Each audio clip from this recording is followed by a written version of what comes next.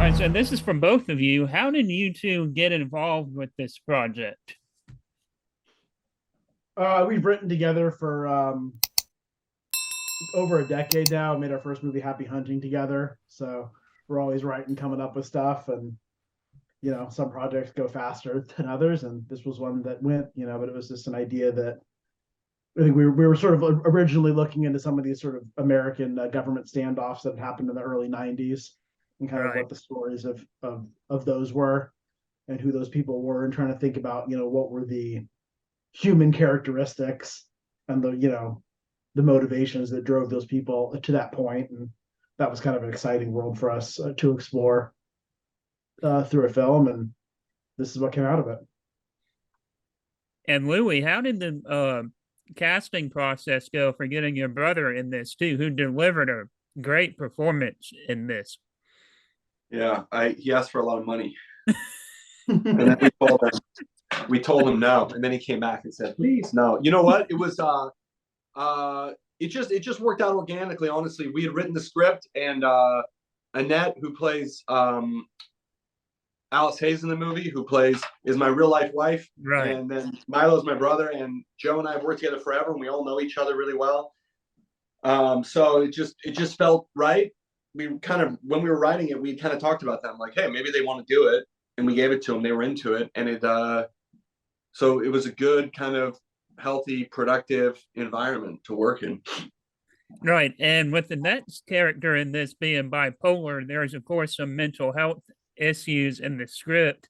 How did you two want to portray that as well as being respectful to those who do go Yeah, through that was definitely something that we wanted to be very sensitive to and aware of, and we actually talked to some doctors and some people who have family members, or they themselves have some different conditions that they deal with like that.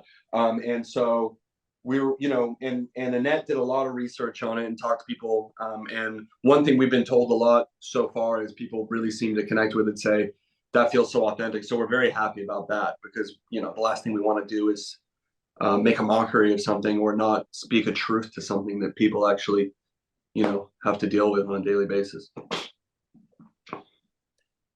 And when you were directing this, it's so tight knit with like the scenery, and it's really just one location. Well, just not one location per se, but it's just all around this small town. So, how did that all come about as well? Just getting the filming locations locked down. Mhm. uh, Google Maps is a hell of an app. Honestly, no, I mean, we had, we were based out of LA, Right. and we said, okay, we probably budgetarily are not going to fly to Wyoming. So we got to figure out something that makes sense within a drivable range.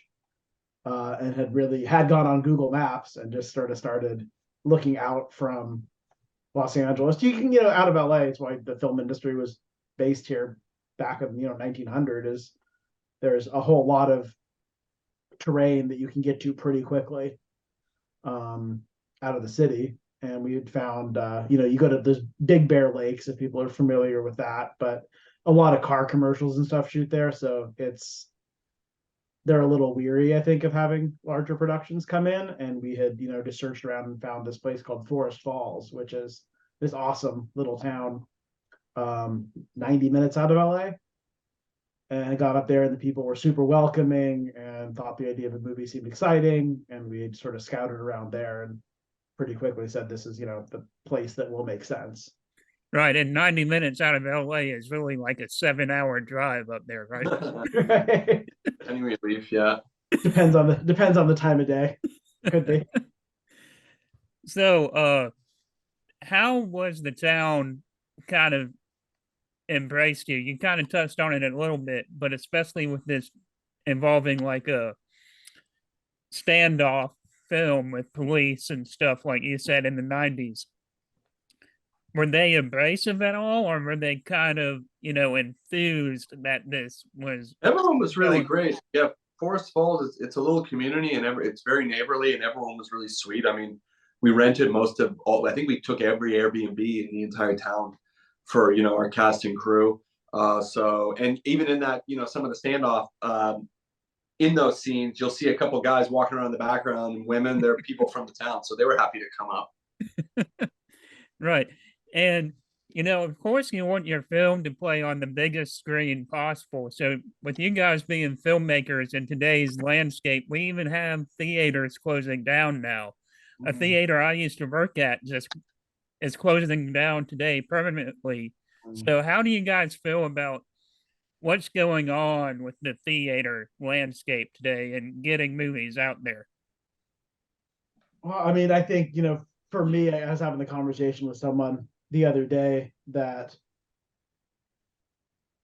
since, you know, from like being a kid on, every movie I've ever seen in a theater, I could tell you who I saw it with and what the theater was.